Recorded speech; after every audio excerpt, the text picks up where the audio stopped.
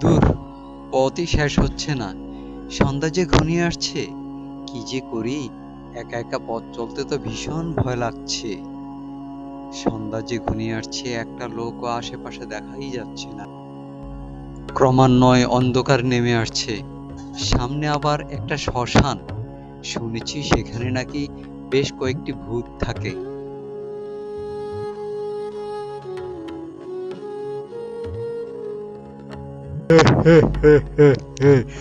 সন্ধ্যা তো হয়ে এলো, অন্ধকারও ছেয়ে যাচ্ছে। মানুষজন আসলেই এখন তাদেরকে ভয় দেখাবো। হে হে হে হে হে হে। বেশ ভালোই লাগছে। সন্ধ্যা ঘনিয়ে আসছে, আমরাও এসে বসেছি।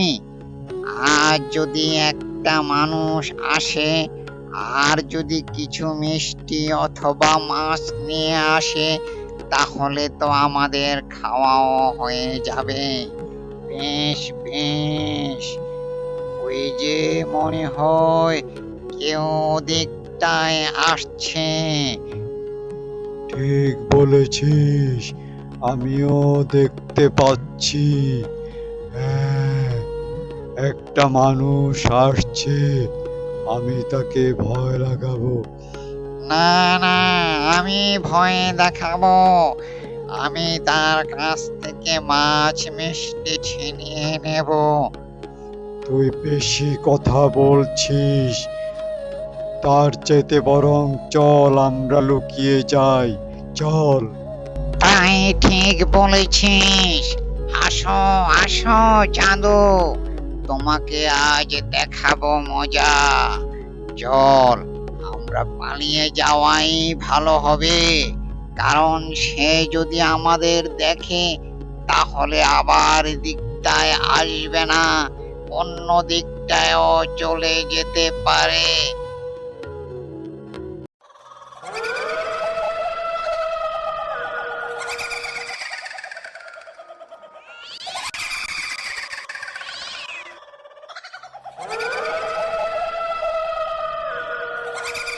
আমার মনে হয় আমি শ্মশানটায় ঢুকে পড়েছি।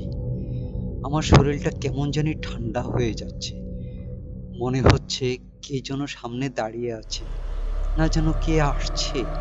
ভীষণ ভয় লাগছে। আহারে, যদি একটা মানুষ আসতো, তাহলে তো আমার আর এত ভয়টা লাগতো না, একটু সাহস পেতাম। জানি না কি হয়। হে হে হে হে হে হে হে হে হে হে হে হে হে হে হে হে। দাঁড়াও বাছা, তোমার তো অনেক সাহস যে তুমি এই পথে আসছো। তুমি কি জানো না এটা শ্মশান? এখানে আসলে তোমার জীবন নাশের সম্ভাবনাও থাকে। আমি তোমাকে ঘাড় মটকে দেব।